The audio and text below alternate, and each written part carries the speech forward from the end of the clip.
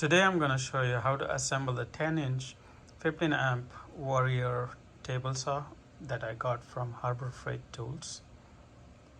In the box, again I already unboxed it just for the purpose of the demo. In the box we get the miter gauge. As you can see, this comes loose in a plastic bag. Also in the bag is included these 4 rubber boots. These go at the bottom of the saw at the corners, 4 different corners, to protect it from vibrating and not passing on the vibrations. And finally comes with the saw. As you can see, this is the saw that comes.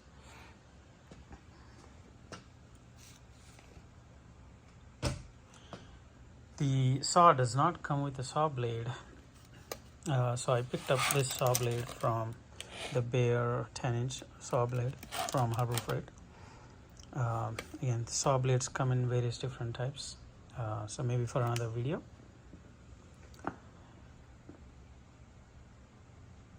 So let's talk about what comes with the saw along with the other loose items.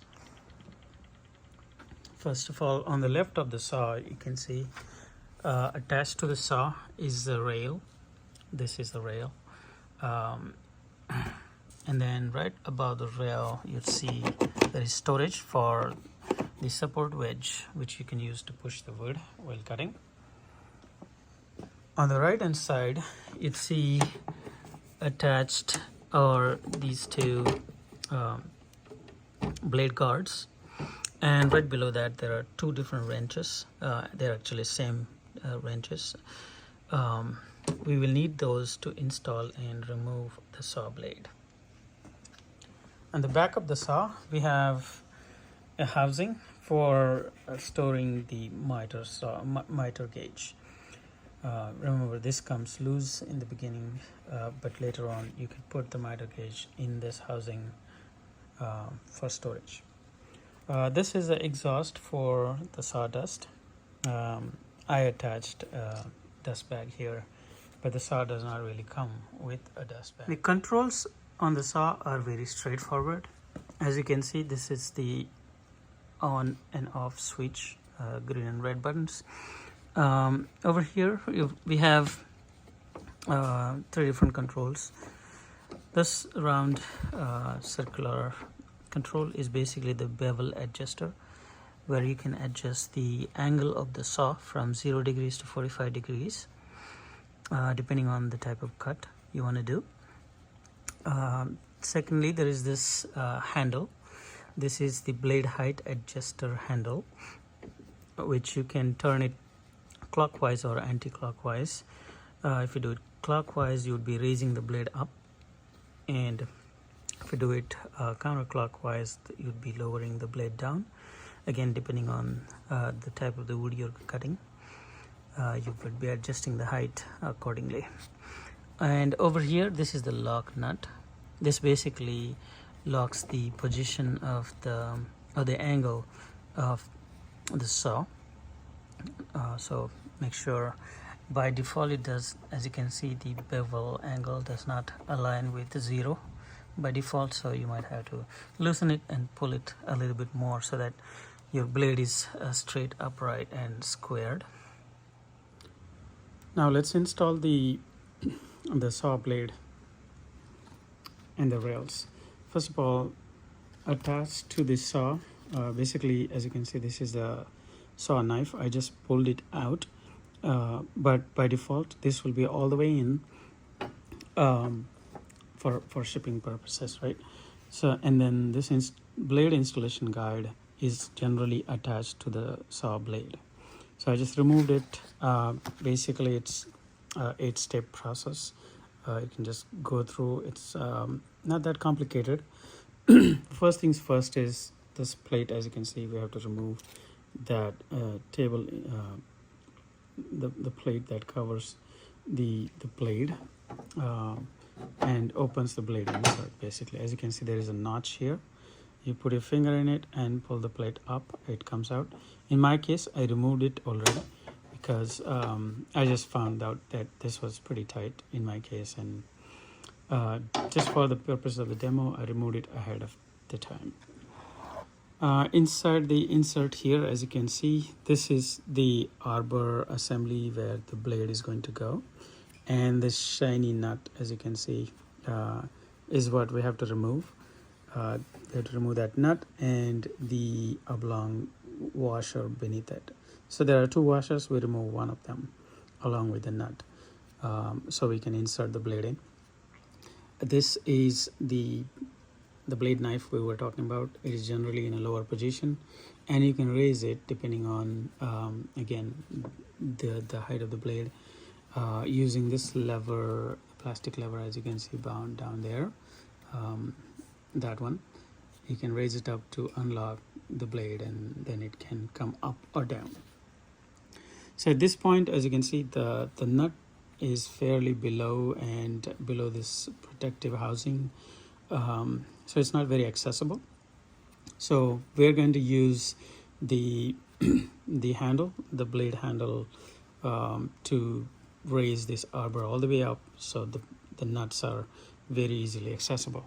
So we're going to basically use this handle, and then turn the handle clockwise until as you see the nut coming up all the way up. So let's do that.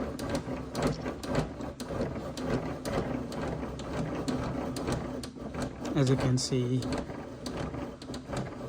the arbor nut has come all the way up here, in this case, right there, so very easily accessible to remove the nut using the wrenches. So now I have to go get the wrenches on this side here, the right hand side, as we talked about before. So in order to get the wrenches in the lock nut out, we need to remove the blade guards first. In order to remove the blade guards, there is a notch here. You tab, you put it down, and then just turn this black housing, and it comes right off. Remove the lock nut for the wrenches.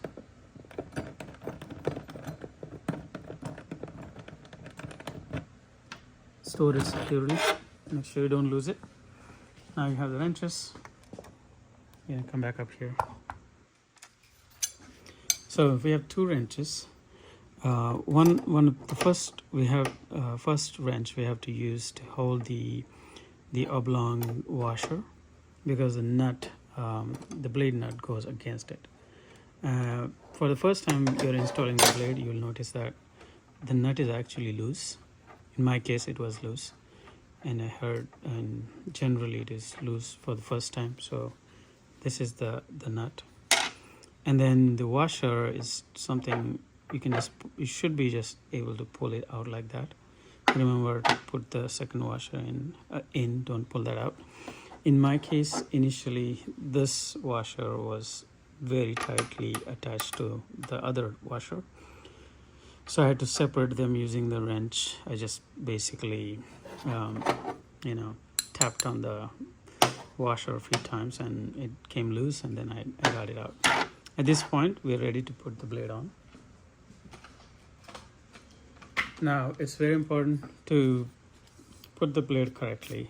As you can see, this is the 10-inch blade we got, and the direction of the blade's teeth is very important. There's generally arrows, as you can see, arrows on the blade itself. But the way we have to install this is to make sure that if you put the blade this way, on the top side, the teeth of the blade should be facing you. So that's how we put the blade in. So I'll just slide it in.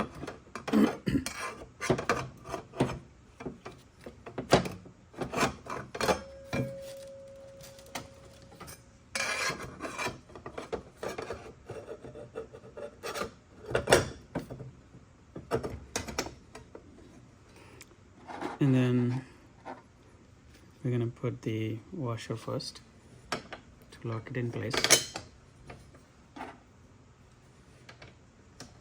and then the nut.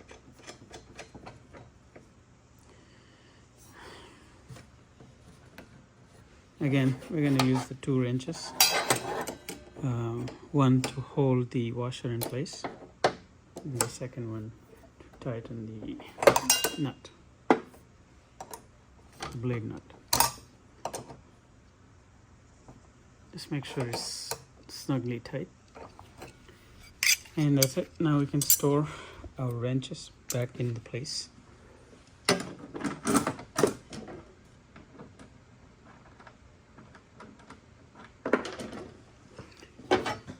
Now at this point, we are ready to put the protective plate. So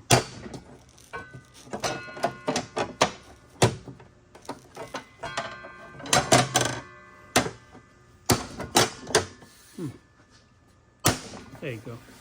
Just snaps it in place. Takes a little bit. So we're going to put the manual safe. Maybe we should attach it somewhere on the saw so you don't lose it.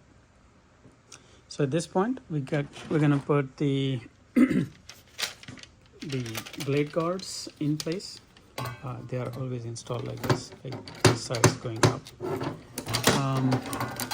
Installation is very easy. So as you can see on the blade knife, there are some notches, right? And over here there is this nut that secures in the notch over there. So basically we're going to put it like this and then lock it in place. So there is a lever back here, a plastic lever. It just holds it in place. As you can see, it's not going anywhere. So that's our guard. Removing it is also very easy. Just remove the lever and lift up the housing. It comes off. Now let's install the miter gauge and the rails. So that's the miter gauge in place. We can loosen the nut here to change the angle. In this case, we want pretty much 0 degrees, so straight cut. So I'm gonna attach it this way. Now I'm gonna get out the guardrails. Those we're gonna put them on this side, and I'll show you real quick. Basically, it goes like this and attaches right here, and you can slide it left to right depending on the width of your wood that you're going to cut. So in the end, there is a lever. You push it down and it will lock it in place. So make sure that you try to see if this is snug fit or it's wiggly, the rail, because I heard in some people had this complaint that this is wiggly, and which can lead to like uneven cuts. And so is this one. Make sure that this glides perfectly straight. The other thing to note here is also to make sure that the blade is perfectly square. There are a variety of tools you could use. I generally use just the square here, and then I can see that it's perfectly plumb. So that tells me that it's perfectly square.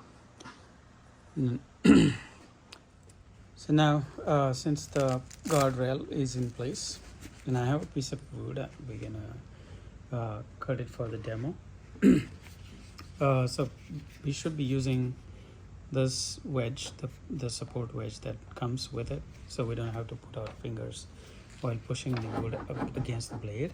So we can just hold the piece of wood with the wedge like this, and then we can push it forward like that, and then push the other piece out that way. So that's very important. Secondly, make sure you wear gloves as always, and eye protection. With that, let's get started. I'm going to fire off the saw.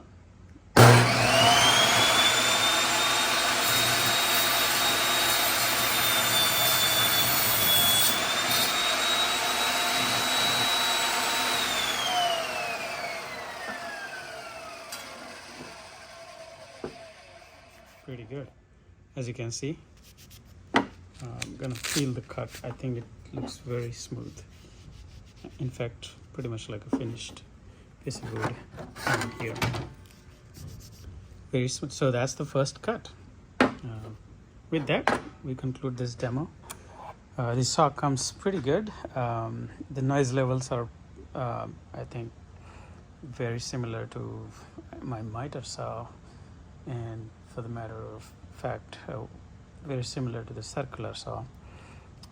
Somebody measured it like 80 decibels or something like that max. I honestly did not find it bothering at all with some earplugs. Always preferred, even if you don't have it, doesn't really harm, didn't really harm me, but I highly recommend using earplugs or headphones, something like that.